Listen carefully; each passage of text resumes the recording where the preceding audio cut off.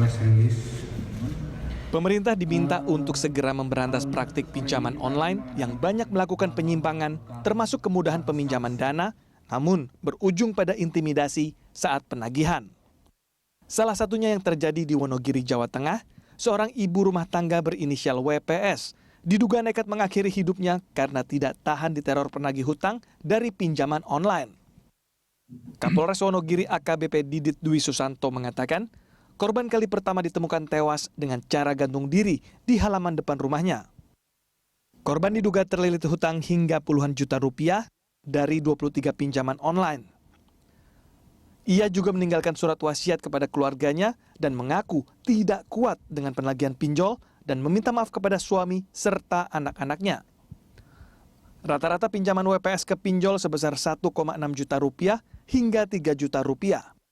Terkait hal itu, Otoritas Jasa Keuangan dan pemerintah diminta terus mengawasi layanan pinjaman online dan memberi sanksi tegas pada pinjol ilegal yang menyimpang, termasuk penertiban, pembekuan, hingga pembubaran. Tim Liputan, Berita 1. Pemirsa, masyarakat saat ini masih mudah tergiur pinjaman online yang menawarkan dana cepat cair tanpa agunan. Terkadang mereka tidak memperhatikan validasi perusahaan atau aplikasi pinjaman online tersebut. Sebagian pinjol ilegal diduga banyak melakukan penyimpangan dan berujung intimidasi saat penagihan. Selanjutnya, bagaimana edukasi dan sosialisasi yang dapat dilakukan agar masyarakat dapat terlindungi dari pinjol ilegal? Untuk membahas hal itu telah bergabung bersama kami Ketua Satgas Waspada Investasi Tongam L. Tobing dan Direktur Eksekutif Asosiasi Fintech Pendanaan Bersama Indonesia, Kus Heriansyah. Selamat siang Pak Kus dan juga Pak Tongam. Selamat siang Pak. Oke, Pak Kus dan juga Pak Tongam, kita tahu bahwa baru-baru ini ada informasi ya atau berita yang sama-sama tidak kita inginkan. Permasalahan pinjaman online ilegal ini sampai harus merenggut nyawa seperti itu. Mungkin saya mau ke Pak Kus. Mungkin dari AFPI bagaimana melihat ini? Mungkin sesulit itukah untuk memberantas pinjol ilegal ini dan seperti apa sebetulnya pemahaman masyarakat terhadap fintech khususnya? Ya, Mas Cikal, yang kami pahami sebenarnya pada masyarakat sebenarnya sudah ada perkembangan pemahaman pinjol ilegal dengan pinjol yang terdaftar dan diawasi OJK. Oke. Tapi kan masyarakat kita ini targetnya begitu luas, jadi tetap saja kasus korban pinjol ilegal ini ada lagi. Ya.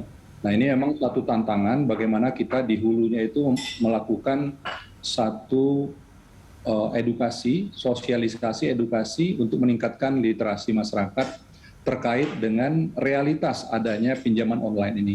Yang harus kita betul-betul sebarluaskan itu adalah terkait dengan operasinya pinjol ilegal. Jadi kita minta agar masyarakat betul-betul tahu pinjol ilegal dan menghindari, ya, jangan menggunakan pinjol ilegal. Ini kita harus kampanye bareng-bareng secara masif dan terus-menerus, dan ini sudah dilakukan sebenarnya. Kami melihat bahwa pemerintah, OJK khususnya, sudah menginisiasi untuk membuat komitmen 5 lembaga dan kementerian terkait pemberantasan pinjol ilegal. Ini baik sekali, tapi tidak cukup di situ karena kita harus semua elemen masyarakat sama-sama untuk gotong royong lah, kita kerja keras supaya masyarakat semakin tahu harus menghindari layanan dari pinjol ilegal. Karena kasusnya, dampaknya sudah sama-sama kita ketahui. Ini saya kira ini setiap minggu ada saja korban dari pinjol ilegal ini muncul di sosial media dan juga terakhir yang di Wonogiri, Mas Cikal. Oke.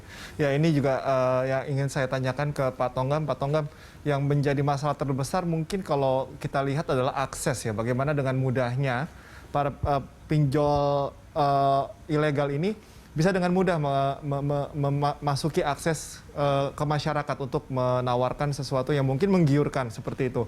Nah, untuk menyetop itu apakah memang sulit? Karena sepertinya saya tahu OJK sudah mematikan 3 ribuan pinjol ilegal, tapi sepertinya kok dimatikan 1 tumbuh 1000. Ini bagaimana nih, Pak Tongam? Ya, pertama-tama kami tentu turut prihatin ya dengan kejadian yang ada di Wonogiri dan kami sangat mengharapkan inilah kejadian terakhir harusnya ya. Karena bagaimanapun juga pinjaman online ilegal ini adalah kejahatan yang membahayakan masyarakat. Kejadian-kejadian yang dilakukan oleh pinjol ilegal ini sangat membahayakan tentunya masyarakat. Kami dari Satgas Waspada Investasi secara berkelanjutan melakukan edukasi kepada masyarakat agar masyarakat tidak akses ke pinjol-pinjol ilegal ini. Dan juga kami memberantas, 3.365 sudah kami berantas, kami blokir, kami hentikan kegiatannya, kami umumkan ke masyarakat agar masyarakat tidak akses. Nah, kami juga menyampaikan kepada masyarakat bahwa pinjaman ini sebenarnya adalah hubungan pribadi ya masing-masing yang memang tidak kita ketahui pada awalnya. Di satu sisi kita melakukan pemberantasan pada pinjol ilegal, di sisi lain tentunya peran serta masyarakat itu sangat penting. Peran serta masyarakat untuk tidak mengakses pinjol ilegal. Kami sampaikan ya, apa yang dilakukan pinjol ilegal ini adalah kejahatan, penipuan, pemerasan, teror, intimidasi.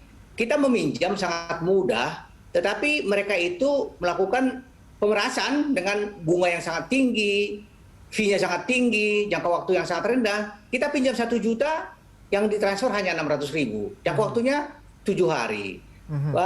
Bunga pinjaman bisa 3% per hari. Dan juga yang paling membahayakan adalah mereka ini selalu meminta kita untuk mengizinkan semua data dan kontak di HP diakses. Nah, ini yang menjadi malapetaka sebenarnya. Jadi kita sendiri tidak melindungi data pribadi kita. Data ini akan digunakan nanti sebagai alat teror yang melakukan penagihan tidak beretika. Semua data-data di kontak di HP itu akan dihubungi.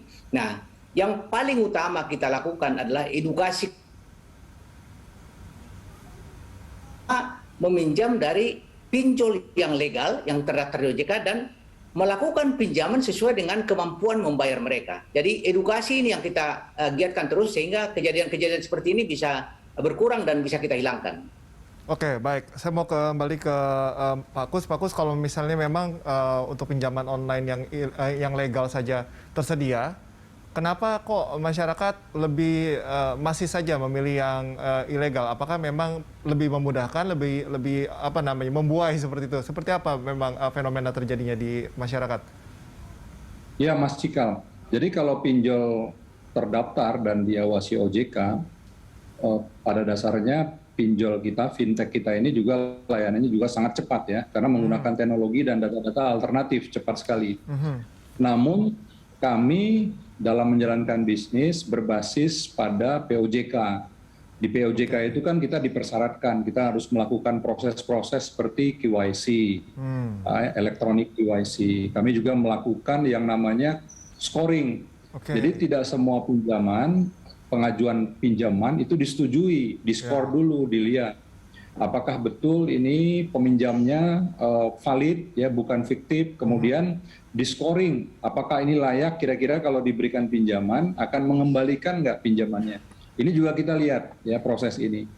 Dan yang berikutnya juga kita juga sama melakukan juga proses yang namanya ada yang namanya digital signature, kita juga lakukan untuk memastikan keabsahan transaksi antara lender dengan borrower ya. Ini juga sangat penting karena apa? Karena di pinjaman yang pinjaman fintech terdaftar dan berizin OJK ini kita ada agreement-nya, kita ada kesepakatannya, ketentuan tentang biaya layanan, ketentuan dengan kalau misalnya keterlambatan seperti apa, itu ada dalam agreement. Nah kalau di pinjol ilegal tentu itu nggak ada, tiba-tiba dananya di drop saja. Saya mau pinjam 1 juta, tiba-tiba langsung dananya di drop saja.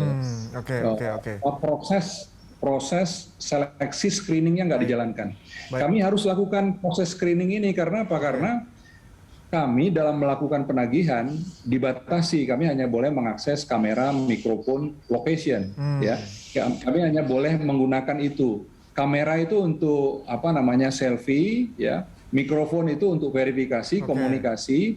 Location itu untuk mengecek lokasi keberadaan dari peminjam. Nah itu aja. Kami nggak seperti pinjol ilegal bisa mengakses semua data point yang ada di smartphone. Mereka bisa mengakses phone book, ya. Mereka bisa mengakses storage, galeri, foto, ya. Kemudian file, kemudian juga call log, WA log. Mereka bisa akses.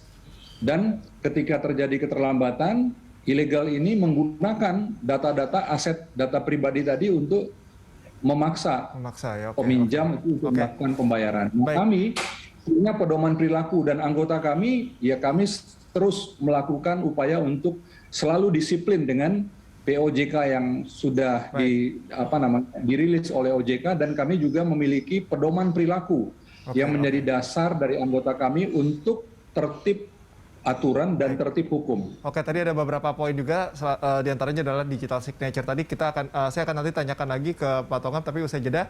Dan pemirsa, kita akan lanjutkan perbincangan usai jeda, tetaplah bersama kami.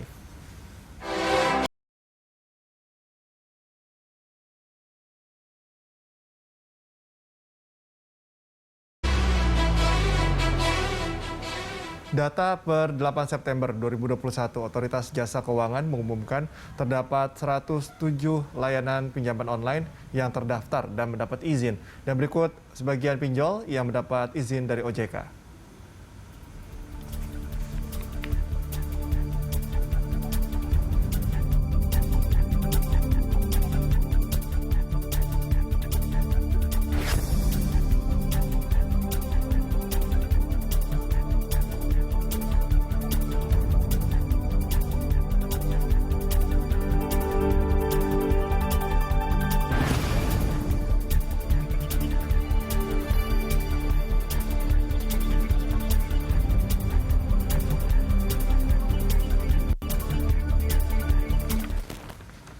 Masyarakat diminta waspada terhadap aplikasi pinjaman online ilegal, terutama yang menjanjikan dana cair dengan mudah dan cepat tanpa agunan. Warga harus mengecek izin pinjol dari laman Otoritas Jasa Keuangan.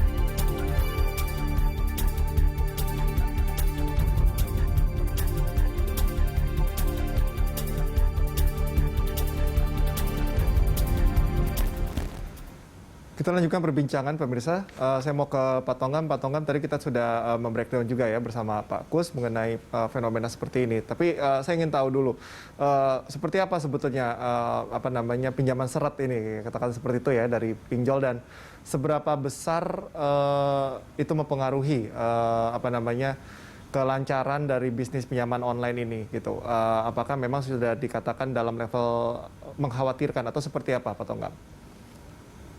Ya, pinjaman online ini tentu tujuannya baik ya, yaitu untuk memberikan alternatif pendanaan bagi masyarakat yang tidak bisa dilayani oleh sektor keuangan formal. Jadi dasarnya memang pinjaman online sangat membantu masyarakat. Kalau kita lihat data yang ada, saat ini ada 107 pinjaman online yang terdaftar atau berizin di OJK, sudah memberikan pinjaman kepada 66,7 juta peminjam, dan outstanding saat ini mencapai 26 triliun. Dari data itu kita bisa lihat bahwa pinjaman online ini membantu masyarakat untuk memenuhi kebutuhan dana dan pengembangan UMKM tentunya. Namun di sisi lain tentu pelaku-pelaku pinjol ilegal ini memanfaatkan kebutuhan dana masyarakat ini dengan menawarkan pinjol ilegal. Kita lihat ya, masalah utama dari pinjol ilegal ini sebenarnya ada di edukasi masyarakat kita dan di masyarakat kita yang kesulitan ekonomi. Yang pertama mengenai edukasi ya, masyarakat kita pada saat butuh dana, dia tidak periksa dulu legalitasnya, ada link di SMS, contohnya dia langsung isi datanya, kemudian meminjam dan terjebak. Yang kedua, memang karena kesulitan ekonomi, karena ada juga masyarakat kita yang sudah tahu itu ilegal, yang memaksakan diri juga. Kita lihat contohnya, masyarakat yang meminjam sampai 23 ya, yang tadi di Wonogiri, dan juga masyarakat yang meminjam sampai ada 141 pinjol ilegal, yang sudah menyadari bahwa itu memang ilegal, tetapi memaksakan diri dengan sistem gali lubang tutup lubang. Oleh karena itu kami mengatakan yang penting bagi kita adalah edukasi ke masyarakat secara masif dan juga mendidik masyarakat kita agar cerdas meminjam. Jangan memaksakan meminjam kalau memang kemampuan bayarnya tidak ada. Nah, ini pasti akan gagal bayar nanti. Untuk jumlah dana macetnya sudah berapa nih, Pak Tongam? Mohon maaf, Pak? Untuk jumlah pinjaman macetnya, pembayaran macetnya ini sudah seberapa besar? Apakah sudah memang sangat mengkhawatirkan jumlah ini? Kemungkinan dari Pak Kus nanti akan menyampaikan mengenai pinjaman online yang legal ya. Tetapi di dalam pinjaman online yang ilegal ini tindakan teror intimidasi itu menjadi sesuatu yang merupakan ciri khas mereka apabila masyarakat kita tidak bayar. Jadi itu yang ilegal. Oleh karena itu masalah yang terjadi adalah ilegal. Kalau yang legal, tadi Pak Kus sudah mengatakan ada penegakan kode etik dan juga ada pengawasan dari OJK. Layanan aduan konsumen sangat dilayani, ada pengawasan. Tetapi di pinjaman online ilegal itu bukan pengawasan tapi pemberantasan karena kejahatan. Oleh karena itu masyarakat kita diminta jangan terjebak di kejahatan ini. Pinjaman online ilegal pasti menyengsarakan masyarakat. Oke. Saya ke Pak Kus. Pak Kus, ini bagaimana total pinjaman macet ini ya? Tentunya kan yang pinjol yang ilegal ini tentu mempengaruhi kinerja dari pinjol yang legal. Seperti apa sebetulnya total besar kerugian yang terdampak begitu, Pak Kus? Ya, kalau pinjol terdaftar di Awasi OJK yang merupakan anggota kami di asosiasi, kita memiliki model sendiri dalam hal melaksanakan manajemen risiko di setiap perusahaan di 107 ya. Saat ini kita memiliki istilah yang namanya tingkat kesuksesan bayar pada hari ke-90. Saat ini kita 98,4%. Artinya itu lawannya itu boleh dikatakanlah NPL ya atau bad account. Jadi sebenarnya sangat kecil. Di industri ini sangat kecil karena kita sudah memiliki perangkat dalam konteks mitigasi resikonya. Beberapa kita sudah melakukan yang namanya di cover asuransi. Kemudian penagihannya juga kita menyiapkan infrastruktur penagihan yang tersertifikasi oleh API, dan di mana agen-agennya juga harus melalui proses training sertifikasi. Jadi kita punya agen penagihan, kita ada 23 perusahaan yang terdaftar di API dan dimonitor kinerjanya, dan kami terus melakukan edukasi sertifikasi agar mereka dalam melakukan proses penagihan ini juga walaupun penagihannya itu efektif tapi tetap menjunjung tinggi etika dan tertib hukum lah dalam pelaksanaannya. Jadi kalau NPL-nya relatif di industri ini semakin termanage semakin baik, Mas. Oke, saya mau kembali ke Pak Tongam. Pak Tongam, ini kita berbicara mengenai law enforcement ya, penegakan hukum. Mungkin sudah dilakukan pencabutan begitu ya, dinonaktifkan seperti itu. Tapi apakah itu memang cukup atau memang tindakan-tindakan seperti mengakses seluruh data di ponsel masyarakat, apakah memang ada konsekuensi hukum tersendiri? Bagaimana penindakannya? Ya, tentu memang pemblokiran ini bukan merupakan suatu solusi jangka panjang ya. Kita blokir hari ini, dia bikin baru, kemudian ganti nama, itu suatu hal yang lazim bagi mereka. Karena ini para penjahat ini kan melakukan dengan modus-modus baru ya. Dan apa yang kita lakukan saat ini adalah memang berhasil kita mengerem laju pertumbuhan mereka. Jadi 3.365 kita blokir, kita umumkan ke masyarakat. Kalau kita lihat data yang ada, paling banyak itu pinjol ilegal ini ada di tahun 2019, 2020, 2021 menurun seiring dengan banyaknya masyarakat kita yang sudah teredukasi dan banyaknya yang kita blokir. Nah, yang menjadi perhatian kita adalah data pribadi ini, di mana kekuatan dari pinjol ilegal ini adalah data pribadi, data kontak di HP. Kalau mereka sudah memiliki data kontak di HP, ini sudah menjadi bahaya tentunya. Dari mana mereka dapat? Karena kita mengizinkan mereka untuk mengakses semua itu. Jadi perlu di kita untuk melindungi data pribadi kita, jangan sembarangan memberikan akses kepada pinjol ilegal untuk mengambil semua data-data kontak dan data-data storage di HP. Nah, yang menjadi masalah di sini adalah masyarakat kita juga apabila merasa dirugikan dengan penyebaran data pribadi atau teror intimidasi, kami sangat mengharapkan untuk dilaporkan segera ke polisi untuk dilakukan proses hukum sehingga menimbulkan efek jerah kepada para pelakunya. Oke, artinya respon yang paling benar ketika ada ancaman seperti itu adalah laporkan ke polisi seperti itu, karena kebanyakan masyarakat tidak tahu, akhirnya ketakutan sendiri, Pak Tongam. Ya, jadi jangan mengambil tindakan merusak atau menyakiti diri sendiri, lebih bagus serahkan penyerahan prosesnya ke kepolisian. Oke. Pak Kus, sejauh ini bagaimana trennya kalau kita bicara 2021 misalkan, ini kan kita di tengah pandemi juga begitu kan, kebutuhan masyarakat juga tetap banyak, pemasukan mungkin kurang. rasa-rasanya potensi untuk masyarakat terjebak ke pinjol ilegal ini cukup tinggi juga Pak Kus. Bagaimana mengantisipasinya? Jadi sebenarnya dua, Mas. Kita ini di Indonesia punya credit gap yang tinggi. Berdasarkan data Bank Dunia itu, kebutuhan kredit untuk UMKM di Indonesia itu ada 2.650 triliun per tahun. Lembaga keuangan yang konvensional, perbankan, multi-finance berdasarkan data dari Kementerian Keuangan, itu setahun lalu itu membiayai sekitar 1.000 triliun. Jadi ada gapnya itu 1.650 triliun. Jadi besar sekali. Jadi bisnis ini masih punya ruang untuk tumbuhnya yang luar biasa. Nah, disinilah sebenarnya kami di fintech yang terdaftar dan berizin OJK ini tahun lalu mengisi 74 triliun, tahun ini kita proyeksikan akan mengisi kurang lebih 125 triliun tahun ini. Tapi masih jauh dengan kredit gap-nya.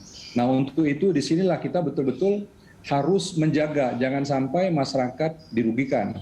Karena apa? Karena kebutuhannya tinggi. Ya, kebutuhannya tinggi, tapi jenis layanannya ada dua, ada yang legal dan ada yang ilegal. Kita kerja keras, nggak pernah berhenti untuk mensosialisasikan kepada masyarakat untuk hanya menggunakan pinjol yang legal ya. Dan ini tentu saja dari kami dari tahun ke tahun ini juga sudah ada peningkatan ya. Kita juga bukan hanya dari pinjol yang daftar berizin OJK ini, kita juga banyak membantu UMKM, usaha grup ibu ya, untuk membantu UMKM mengembangkan usahanya. Ini terus kita lakukan dan kami ya kita jangan sampai tercemar gitu ya. Kami merasa dirugikan oleh operasional pinjol ilegal ini karena hal-hal baik yang sudah dilakukan oleh industri fintech terdaftar berizin OJK menjadi seolah-olah jadi dikaburkan menjadi tercemar oleh perilaku dari pinjol ilegal ini. Begitu, Mas. Oke, saya ingin ke Pak Tongam. Pak Tongam, kalau Anda mengukur karakteristik masyarakat seperti di level apa atau karakteristik seperti apa yang biasanya kebanyakan mereka terjebak di pinjol ilegal ini?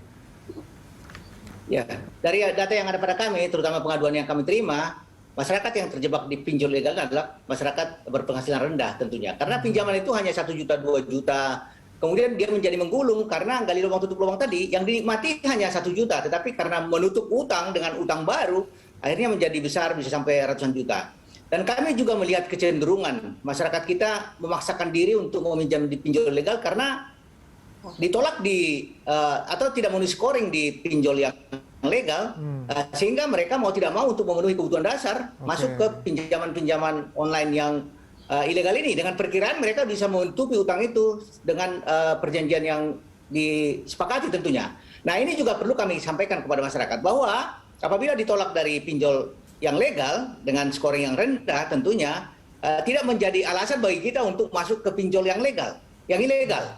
Karena bagaimanapun juga pinjaman itu adalah kewajiban, bukan hak, dan harus dibayar. Suatu saat kita ada kewajiban untuk membayar dan kita harus menyiapkan diri untuk membayar sesuai dengan yang diperjanjikan. Oleh karena itu masyarakat kita kami himbau jangan sekali-sekali akses ke pinjol ilegal. Oke.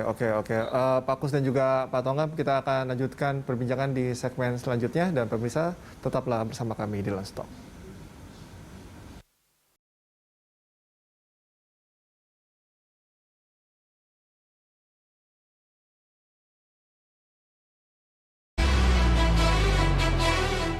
Kita lanjutkan perbincangan Pak Kus dan juga Pak Tongam. Kita tiba di segmen akhir. Saya mau ke Pak Kus. Pak Kus, kita mungkin bisa bicara mengenai edukasi, sosialisasi kepada masyarakat. Tapi terkadang kalau sudah masalah uang begitu ya, kadang-kadang kita kan tidak bisa berpikir panjang. Ada angin segar sedikit langsung kita ambil gitu ya. Nah, ini bagaimana? Mungkin bisa dikatakan tips begitu ya kepada mereka yang mungkin sedang dalam situasi seperti ini, bagaimana memilah atau memilih pinjol yang memang aman? Karena kan kalau kita buka di App Store saja ya, di layanan di handphone begitu ya, kalau kita ketik pinjol saja, nama-nama yang keluar tuh mirip-mirip semua begitu. Nah, ketika itu tidak bisa sudah diedukasi, tetapi kebutuhan itu lebih mendesak, akhirnya bablas begitu. Ini bagaimana? Mungkin sekaligus closing statement dari Anda, Pak Kus.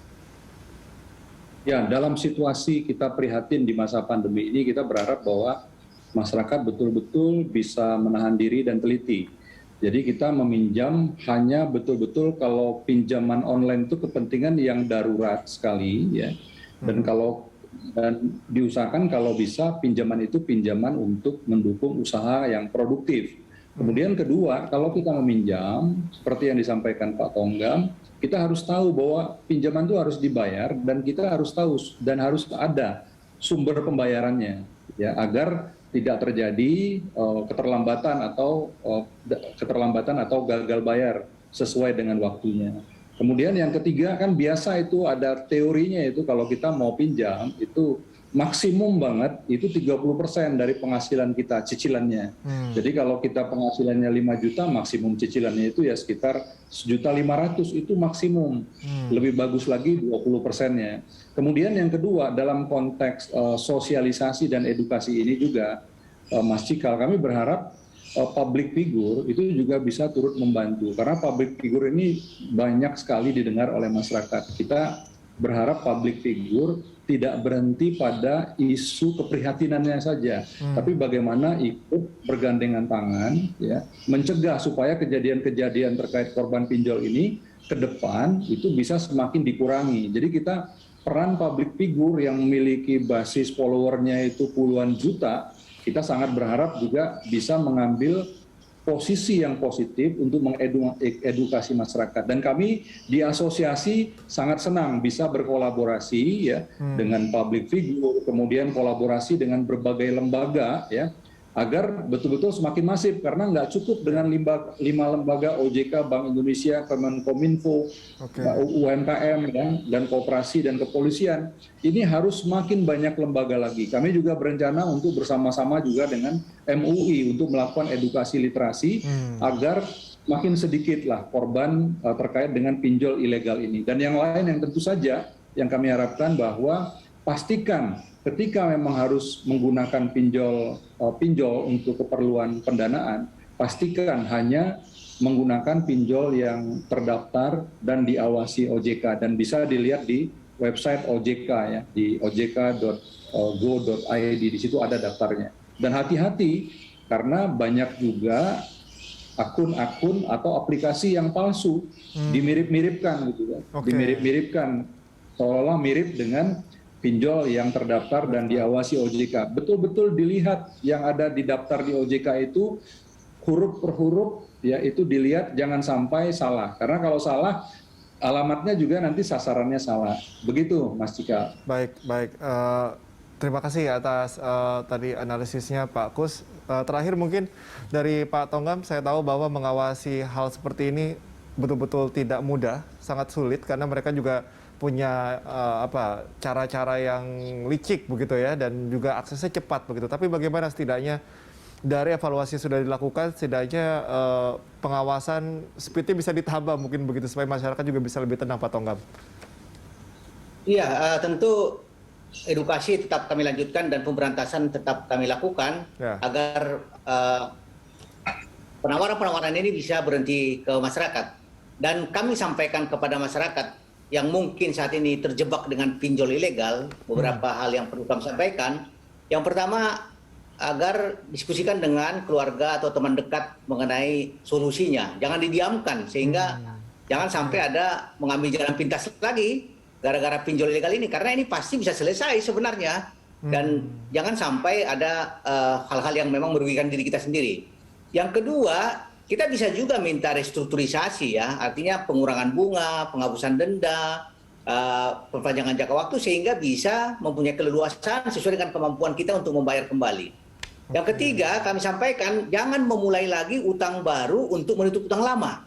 Gali lubang tutup lubang akan sangat berbahaya. Pada saat pinjaman pertama tidak sanggup dibayar, jangan mencoba untuk meminjam di pinjaman kedua. Cukup pinjaman pertama. Kemudian yang keempat, apabila mengalami teror, intimidasi, pelecehan, penistaan, kami sarankan ke masyarakat agar memblokir semua nomor-nomor kontak itu dan menyampaikan semua nomor kontak yang ada di HP-nya untuk mengabaikan teror itu. Jadi kita sampaikan semua nomor kontak kita, abaikan itu karena kita tidak melakukan hal tersebut. Kemudian yang ketiga, tentu kami sangat mendorong untuk lapor polisi, karena ini adalah tindak pidana. Jadi masyarakat yang saat ini terjebak di pinjol ilegal, bisa melakukan hal-hal tersebut. Dan untuk selanjutnya mohon tidak mengakses lagi pinjol ilegal karena sangat berbahaya.